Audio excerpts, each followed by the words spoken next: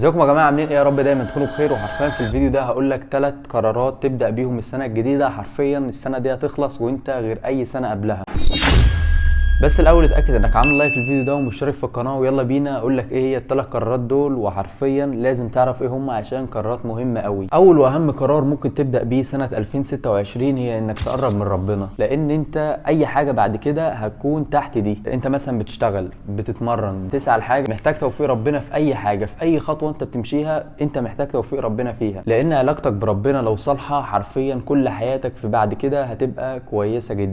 ده غير طبعا ان الصلاه في وقتها هتعلمك ان انت تكون انسان منظم. فاول واهم قرار انك تقرب من ربنا. تاني قرار معانا انك تتعلم حاجه جديده او تعمل حاجه انت خايف تعملها. مثلا عايز تاخد كورس كذا، عايز مثلا تعمل كونتنت وخايف من رد فعل الناس. ما تخافش من اي حاجه واعمل اللي انت شايفه خير ليك بعدين، ما يهمكش رأي الناس. فانت خد خطوة وتعلم حاجة جديدة او اعمل حاجة جديدة مختلفة عشان تبدأ بيها السنة الجديدة. صدقني في اخر السنة دي انت لو بدأت تعمل كونتنت، في اخر السنة دي هيبقى عندك فولورز ارقام كبيرة. بدأت تتعلم حاجة مثلا مونتاج، حرفيا هتكون في اخر السنة دي محترف مونتاج. ده غير ده طبعا اللي ده هيفتح لك مجالات شغل بعدين. فابدأ وتعلم حاجة جديدة، وده كان قرار رقم 2 انك تبدأه في السنة الجديدة. ثالث قرار معانا انك تتمرن. مش شرط تتمرن جيم، تتمرن اي رياضه، لان الرياضه هتخليك منظم اكتر، هتخليك قوي، هتحسن من شكل جسمك وصحتك، هتخليك دايما ماشي في طريق صح، هتخليك طموح. طول ما انت بتطور من شكل جسمك هتبقى طماع ان انت عايز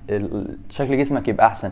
فدي حاجه حلوه مش حاجه وحشه. فتمرن رياضه، وبالاخص انك تنزل الجيم، لان انت كل ما تشوف تطور على شكل جسمك هتبقى نفسك ان انت تعمل تطور اكتر، وهتشد على نفسك اكتر، وان شاء الله تتطور اكتر واكتر. ولو قررت انك تنزل الجيم فانا بقدم لك خدمه تدريب اونلاين مختلفه عن اي حد. عامل لك نظام تدريبي مخصص ليك كانه واقف معاك حرفيا في الجيم، ونظام غذائي على حسب الاكل اللي انت بتحبه، لان الدايت مش حرمان وتقدر تكمل عليه ما تزهقش. وطبعا نظام مكملات. ده غير ده كله اللي انا اللي هرد عليك بنفسي، وان شاء الله على حسب التزامك بالدايت والتمرين ان شاء الله هيكون ليك جايزه. فلو لسه ما بداتش وما نزلتش الجيم ابعت لي واتساب على الرقم اللي ظاهر قدامك على الشاشه ده، وانا هرد عليك بكل التفاصيل.